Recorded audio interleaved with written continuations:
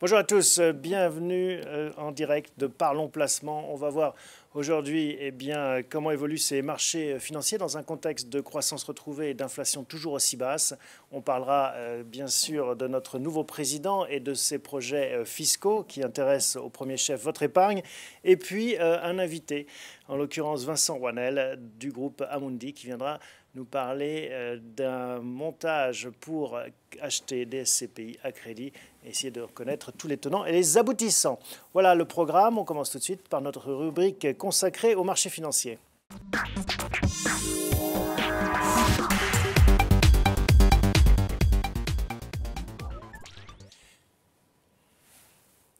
Jonathan Lévy, bonjour. Bonjour Thomas. On vous retrouve pour faire le point sur cette actualité financière. Et on va commencer par parler de la croissance. C'est vrai que c'est le driver premier, le premier indicateur que surveillent les investisseurs, notamment en bourse. Comment va-t-elle ? La croissance, d'après l'OCDE, va un petit peu mieux. Ça fait longtemps que ce n'était pas arrivé, que les prévisions de croissance étaient révisées à la hausse. L'année dernière, la croissance mondiale était de 3% en 2016. Pour 2017, l'OCDE nous dit que dorénavant, elle devrait être de 3,5%. Et pour 2018, elle devrait être de 3,6%. Donc on voit qu'il y a une accélération de la croissance dans le monde. Et ça, c'est plutôt une bonne nouvelle. L'autre bonne nouvelle dans les prévisions de l'OCDE, c'est l'homogénéité en fait, de la croissance. C'est que toutes les zones repartent. Les États-Unis sont en accélération, la zone euro repart, les pays émergents, même le Brésil qui était en forte récession l'année dernière, devrait connaître une croissance positive cette année. Ce qui prouve cette interdépendance mondiale. On est dans la mondialisation, qu'on le veuille ou non. Tout à fait, toutes les économies sont interconnectées. Ouais. Comment réagissent les marchés financiers, du coup ? Les marchés financiers réagissent plutôt bien en fait, à cette nouvelle.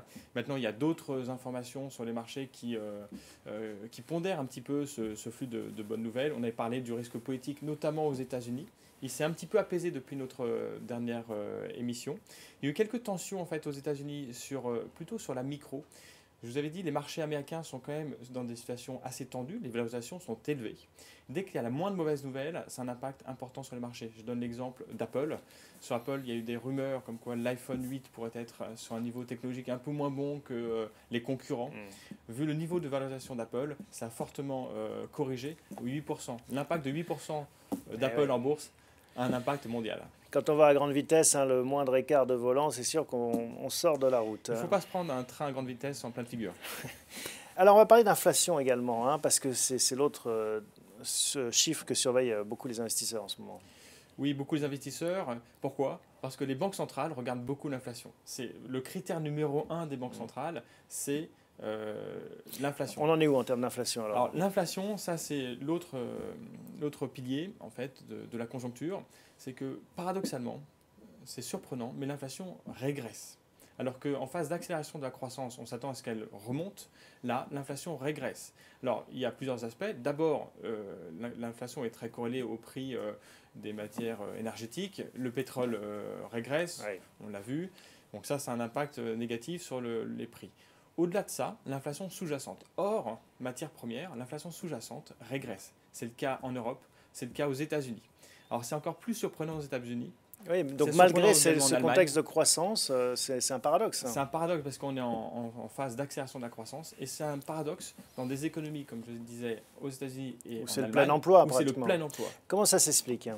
Alors, certains disent que c'est lié au fait que le taux d'emploi est faible, le taux de participation globale de la population à l'emploi est au plus bas de 30 ans, bien que le chômage soit lui-même au plus bas de 16 ans aux États-Unis.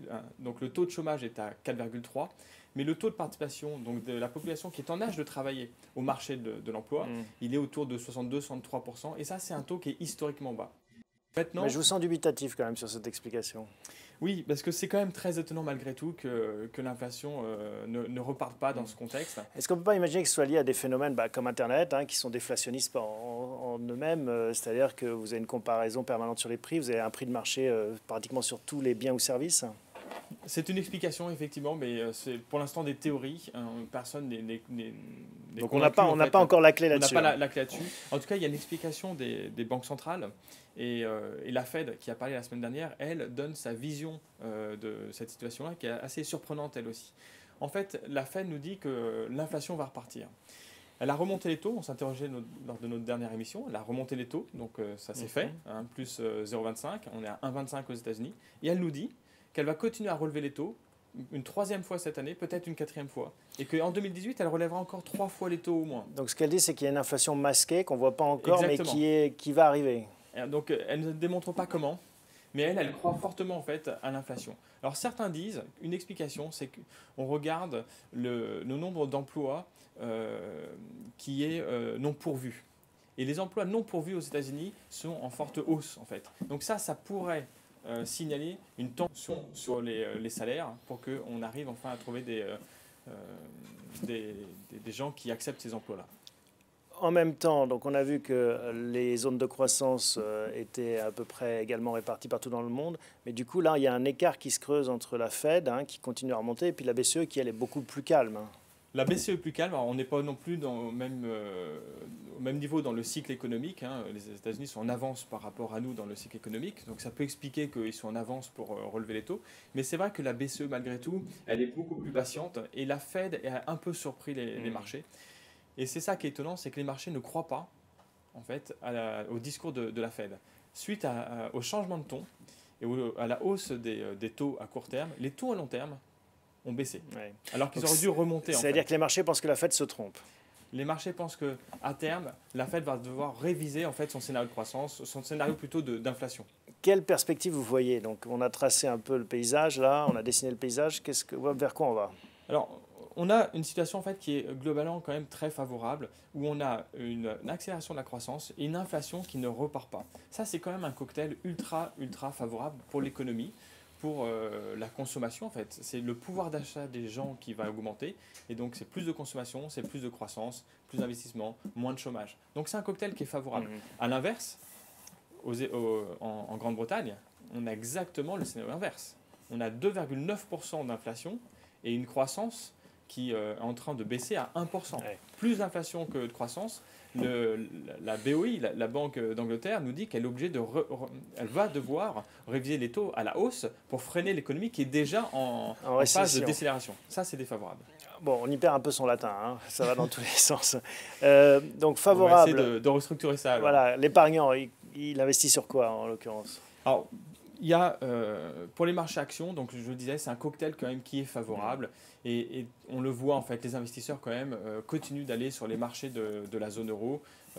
Ça, je pense que d'ici la fin de l'année, c'est un marché qu'il faut continuer à jouer. Je le dis déjà depuis quelques mois. Les marchés sont en hausse depuis le début de l'année. Ouais. Mais je pense que ce n'est pas fini. Sur cette ligne directrice. On reste sur cette ligne directrice. Je vais parler aussi d'immobilier, notamment d'immobilier d'entreprise, parce que je pense que c'est un scénario qui est très favorable aussi à l'immobilier d'entreprise. Plus de croissance, ça veut dire moins de défaillance d'entreprise. Lorsque vous louez des biens à des entreprises qui feront moins faillite, donc les loyers vont plus rentrer. Ça, c'est favorable pour les rendements. Les taux de vacances vont diminuer.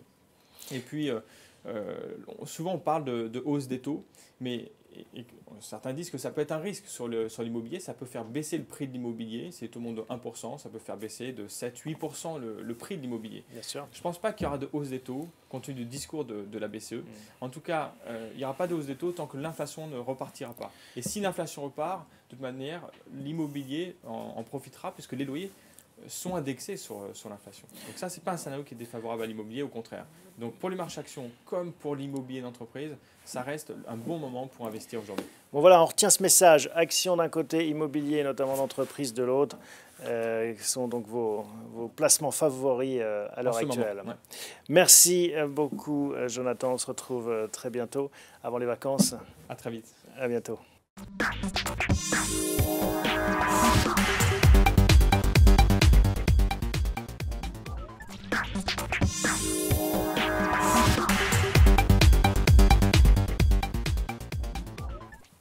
Et on a le plaisir de retrouver Vincent Kutkowitz. Bonjour Vincent. Bonjour Thomas. On va parler d'Emmanuel Macron, notre nouveau président de la République, qui ne vient pas tout seul. Il vient avec une réforme fiscale assez ambitieuse, on peut la qualifier de...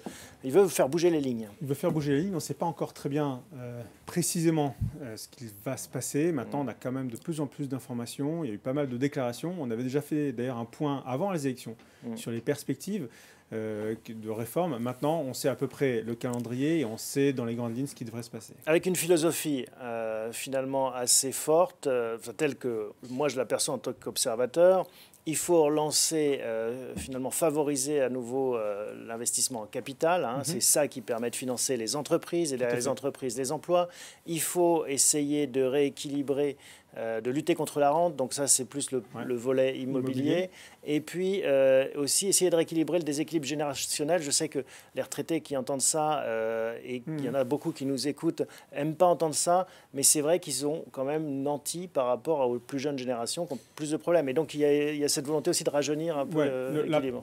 La principale orientation est celle qui consiste à faire en sorte que l'épargne, qui est puissante en France, puisse mieux s'orienter en fait vers le financement des entreprises. Donc en fait tout découle de ça. Lorsqu'on analyse les différentes opportunités qui peuvent découler en fait de ce schéma de réforme, mais également l'esprit, la philosophie des réformes, on constate que la pierre angulaire, c'est vouloir orienter un maximum l'épargne vers les entreprises. Comment il fait alors ? Alors premièrement, il va a priori mettre en place une flat tax, donc une taxe commune à l'ensemble des placements, à l'ensemble des revenus du capital. Un niveau unique. Un niveau unique, même si en fait on va voir, par exemple dans l'assurance vie, il est probable que cette flat tax ne concerne que les placements ou les contrats d'assurance vie qui ont une durée qui a dépassé les 8 années. Avant les 8 ans, on sera probablement encore dans le schéma favorable de l'assurance vie, mais avec une hausse de la CSG. On va y revenir. Après, il est probable aussi que mettre en place cette flat tax va permettre aussi à tous ceux qui, par exemple, utilisaient les comptes titres comme une enveloppe fiscale, si tant est que ça puisse en être une, pour intégrer leur placement en bourse, par exemple. Là, les épargnants qui ont un stock important d'épargne, qui sont sur des tranches marginales d'impôt assez élevées, vont probablement profiter en fait, parce qu'aujourd'hui, quelqu'un qui a une TMI de 45%, on dit ce que c'est une TMI. Une TMI, donc c'est la tranche marginale d'imposition, c'est le niveau ultime auquel sont taxés les revenus en fonction de sa situation. Dernière tranche de revenus, oui. Voilà, dernière tranche de revenus. Là, aujourd'hui, quelqu'un qui a 45%, avec la flat tax à 30%, devrait faire une économie. Par contre, c'est l'assurance vie qui est plutôt dans le viseur, mais en fait, en rentrant un peu dans le sujet, on se rend compte qu'il y a des opportunités à saisir et que si on sait bien prendre les décisions dès aujourd'hui sur son contrat d'assurance vie, sur notamment ses anciens contrats d'assurance vie, on peut au contraire rebondir positivement. Bon, en même temps, on n'a pas tout le détail. On verra aussi au fil des mois comment cela se dessine. Donc, flat tax, pour résumer, à 30%. Hausse de la CSG à 1,7%. On en a parlé beaucoup pendant les législatives. La hausse de la CSG, elle va concerner notamment, donc elle va augmenter d'environ un peu moins de 2 points, entre 1,6 et 1,9%. Sur les contrats d'assurance vie avant 8 ans, ça devrait effectivement avoir un impact, puisqu'aujourd'hui, les prélèvements sociaux sont à un maximum de 15,5%. Là, ils devraient passer autour de 17%. Mais en réalité, donc ça touche plutôt les contrats d'assurance vie avant 8 ans. Au-delà de 8 ans, il y aura la flat tax qui va mettre tout le monde d'accord. Aujourd'hui, on sera 30% pour tout le monde. 30% pour tout le monde. Donc CSG et plus-value. Voilà, CSG et plus-value. Donc CSG s'applique aux revenus en fait de l'épargne, que ce soit les plus-values. Voilà. Donc ça, c'est a priori presque gravé dans le marbre. On peut considérer qu'on peut déjà prendre en compte ce scénario-là pour agir aujourd'hui. Mais en fait, ce que je voulais rajouter aussi, c'est qu'en réalité, on arrive finalement après quelques années à la synthèse à laquelle on essaye d'arriver depuis un certain nombre de temps, c'est de dire que en fait, tout ce qui est placement de type fonds en euros, les placements ultra sécurisés sont plutôt en train de vivre probablement leurs dernières années, parce que justement, c'est ça que veut casser en fait le nouveau gouvernement, le nouveau président. Après, il y a eu des tentatives des différents gouvernements précédents, mais il est probable que là, voilà, on est au-delà d'une réforme un peu plus structurelle, un peu plus profonde. Voilà. Il faut que les Français prennent conscience du fait qu'il faut, pour que son épargne retrouve une certaine couleur, il faut prendre un minimum de risque. Donc en fait, on arrive à ça. Et en même temps, on y était déjà presque, avec ces rendements qui étaient quasiment au ras des pâquerettes. Ouais. Les Français commençaient à être sensibilisés à la prise de risque. Donc là, on va juste accompagner ça. On veut que l'épargne des Français aille vers une économie productive et pas une économie dormante. Tout à fait. Là, par exemple, les fonds en euros ont rapporté en moyenne 1,8% en 2016. Les fonds en euros sont clairement dans le viseur de l'équipe Macron. Et donc, a priori, si on prend en compte ces données dont on dispose aujourd'hui, il n'y a plus aucune raison aujourd'hui pour continuer à rester sur d'anciens contrats d'assurance vie. Et on a plutôt intérêt à en rouvrir de nouveau, à figer les conditions fiscales dès aujourd'hui, avant que la réforme se mette en place. Et là, on sera équipé pour les prochaines années. Donc c'est ça votre recommandation, hein? Ouais. Il faut arbitrer un ancien contrat par un nouveau. Tout à Alors fait. après, tout dépend, j'imagine, aussi de l'ancienneté de ce contrat. Oui, maintenant, c'est vrai que les contrats avant 93 n'ont peut-être pas intérêt à être modifiés, parce qu'ils bénéficient d'un régime vraiment ultra intéressant. Mais les contrats qui ont plus de 8 ans aujourd'hui et qui ont, disons, entre 8 et 15 ans, ont intérêt à être sortis, parce que généralement, les fonds en euros sur lesquels sont investis à 80% les Français ne rapportent plus grand-chose. Donc on met ça de côté, on reprend ce cash d'une certaine manière et on le réinvestit dans des nouveaux contrats d'assurance vie de nouvelle génération avec les opportunités que présentent aujourd'hui les contrats. On n'a pas parlé d'ISF, mais là aussi, il veut bouger les lignes. Voilà. Sur l'ISF, en fait, l'objectif est de s'attaquer à la rente immobilière, donc de créer un nouvel impôt sur la fortune immobilière uniquement. Donc là, l'assurance vie va être gagnante, puisqu'en fait, les patrimoines conséquents qui sont aujourd'hui déjà exposés à l'ISF doivent intégrer dans leurs avoirs les avoirs en assurance vie. Demain, a priori, ils pourraient sortir de cette assiette du nouvel impôt. Et donc là, la question qui se pose, c'est que fait-on sur son immobilier classique? Alors la résidence principale, on n'en parle pas, c'est pas un sujet, mais sur l'immobilier de type secondaire, etc., il y a déjà des spécialistes qui évoquent le fait qu'aujourd'hui, avec cet impôt qui va s'attaquer uniquement à l'immobilier, l'immobilier de rente, il y a un risque pour qu'en fait tout le marché d'immobilier secondaire voit les prix baisser. En même temps, il ne va pas y avoir d'augmentation de l'impôt. Ceux qui sont à l'ISF verront au pire leur situation rester la même. Imaginons qu'ils ont un patrimoine à 100% immobilier, ils paieront la même chose. Celui qui avait 80% immobilier et 20% valeur mobilière paiera sur les 80%. Donc oui. Il n'y a pas forcément de raison de... Sauf qu'on a l'opportunité éventuellement d'envisager par exemple de convertir, si on veut rester sur une couleur immobilière dans son patrimoine, on peut convertir une partie de ce patrimoine immobilier, l'investir par exemple sur des titres de SCPI. En valeur mobilière donc. Voilà, en assurance vie. Et là finalement, on a un peu le carré magique, puisqu'en fait on a la possibilité de conserver la logique immobilière. A priori, on attend encore de connaître les conditions précises de la réforme, mais c'est probablement vers ça qu'on va pouvoir s'orienter dans les mois qui arrivent. Vous pensez qu'il y aura beaucoup d'arbitrage de la part des épargnants français, beaucoup de mouvements justement suite à ces réformes qui ne sont pas des petites réformes, hein? Non, une fois que ça sera lancé, il est probable qu'il y ait des mouvements. C'est pour ça que nous incitons les épargnants à prendre tout de suite 3 grandes décisions. Alors on les résume. Voilà, c'est retirer un maximum de fonds des anciens contrats d'assurance vie, ouvrir de nouveaux, deuxième recommandation, c'est d'ouvrir des nouveaux contrats plus dynamiques, plus... avant même qu'on ait le détail? Oui. Il n'y a pas de raison aujourd'hui. En fait, ça nous encourage à accélérer ce qu'on dit de faire depuis en fait maintenant des années, d'aller sur des nouvelles structures, de nouveaux contrats avec des nouvelles structures, avec des fonds en euros peut-être plus dynamiques et en même temps de nouvelle génération, et en même temps des unités de compte plus modernes. Et ensuite, troisième sujet, c'est vraiment de commencer à envisager de redispatcher de son patrimoine immobilier si on est un peu exposé de façon excessive en immobilier, notamment quand on a des résidences secondaires ou des choses qui sont de l'immobilier de rapport uniquement. Il me manque un point. Donc j'ai bien compris. Fermer mon contrat pépère pour ouvrir un contrat d'assurance vie plus dynamique, rééquilibrer mon portefeuille immobilier le cas échéant pour aller vers peut-être aussi un modèle d'assurance vie, enveloppe assurance vie. Il me manque un point? Non, je pense qu'on a... donc il y avait que 2 points on a tous les points. Le vrai sujet aussi sur lequel on peut se poser des questions, c'est est-ce qu'on conserve ces enveloppes en compte titres? Aujourd'hui, là aussi, fiscalement, il est probable que les comptes titres, l'enveloppe du compte titre soit gagnante avec une flat tax à 30%, mais notre expérience montre que généralement la gestion en compte titre est généralement moins pointue que lorsqu'elle est faite en assurance vie. Et donc là, c'est peut-être aussi l'occasion de se reposer la question de la gestion de son PEA ou de son compte titre. Bon. Merci pour toutes ces explications, Vincent. On va sans doute suivre ces évolutions dans le détail à mesure que seront publiés les décrets d'application, éventuellement les lois de finances. On devrait avoir des informations plus précises à la rentrée de septembre. On va en reparler, mais c'est vrai que ça bouge en matière de fiscalité et de patrimoine. Il faudra bien suivre ça de près et on compte sur vous. Merci Vincent, à très bientôt.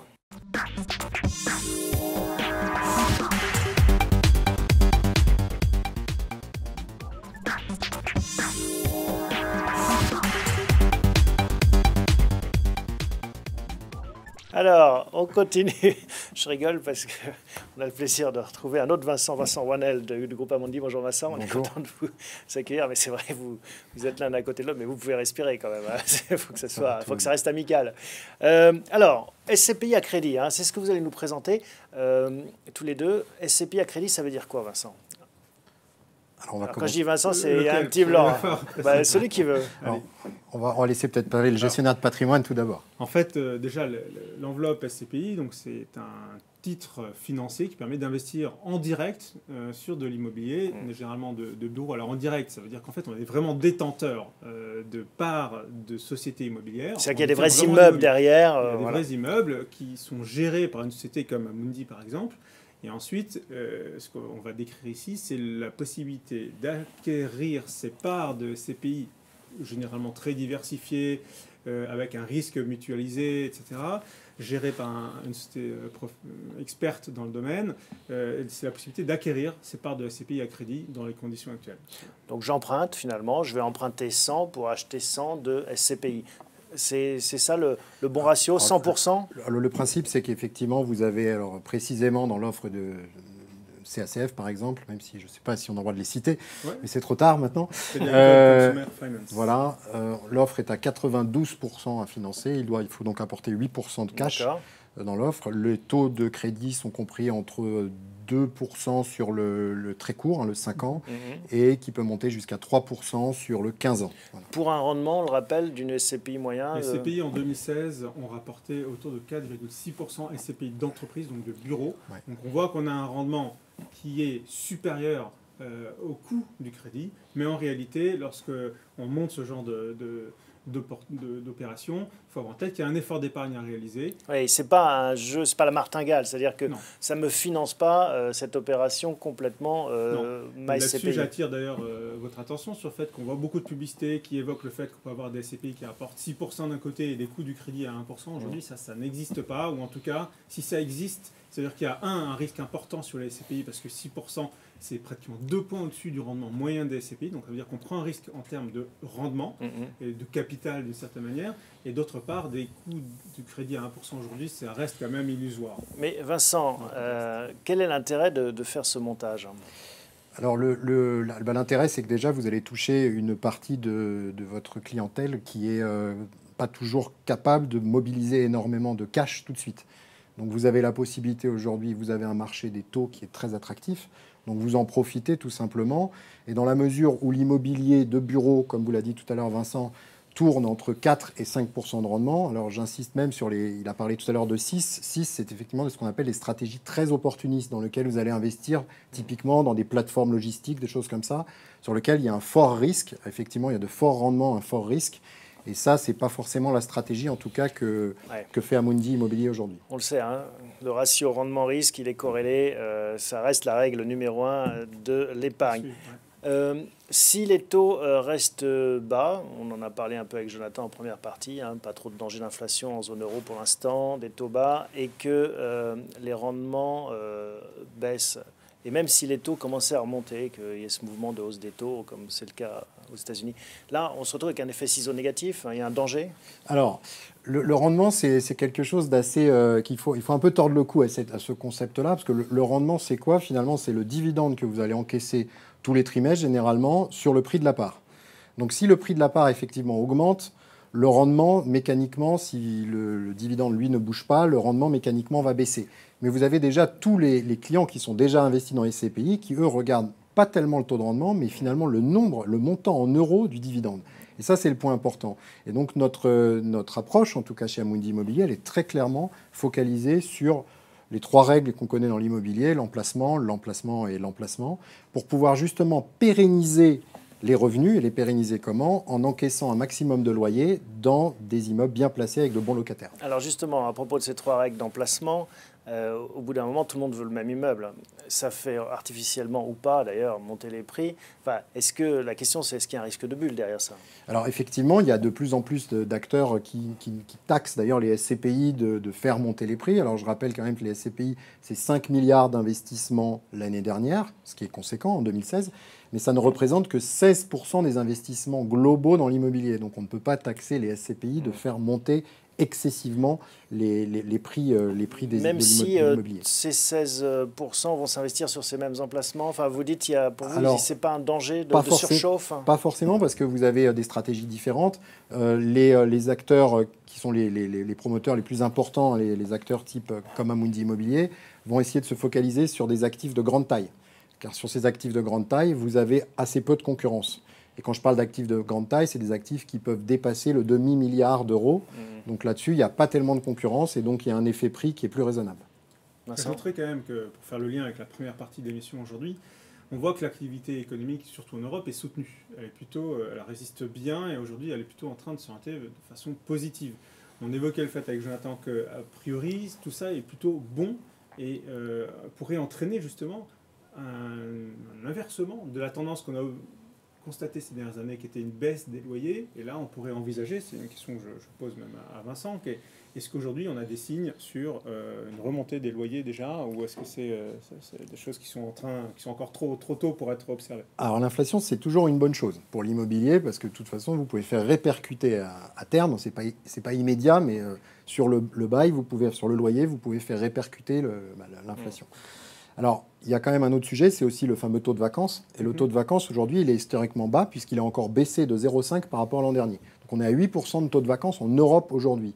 Donc là aussi, tordons le cou à des idées reçues. Il n'y a pas tellement de taux de vacances, même à Londres, et surtout pas à Paris en tout cas, puisque Paris est l'une des villes avec le taux d'occupation le meilleur. Et donc pour répondre à la question de Vincent, est-ce qu'on est à l'aube d'une révision à la hausse des loyers? Alors, clairement, on n'en est pas encore là, mais aujourd'hui, les locataires ont encore du poids dans la négociation, donc il ne faut pas encore s'attendre à ça, mais l'inflation va plutôt aller dans le bon sens pour l'immobilier.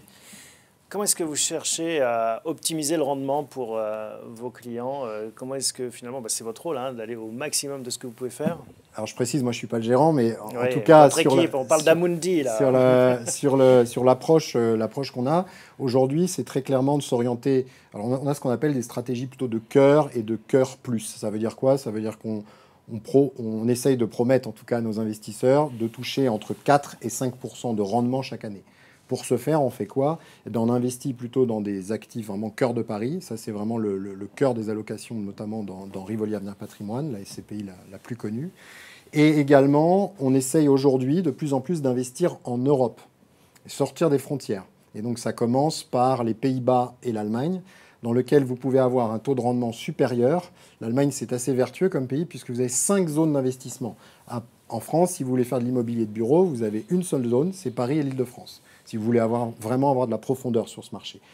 En Allemagne, il y a 5 zones, je les rappelle, donc c'est Munich, Francfort, Berlin, Düsseldorf et Hambourg. Donc on a vraiment plus de choix. L'avantage est une fédération. Voilà, et on a en plus des rendements qui sont quasiment de 1 point supérieurs à ceux de Paris, avec en plus ce qu'on appelle une prime de risque. Donc la prime de risque, c'est très important, cette notion-là, pour nos auditeurs. C'est le différentiel, en fait, entre le rendement du meilleur actif parisien, on va dire les Champs-Élysées, et l'obligation d'État.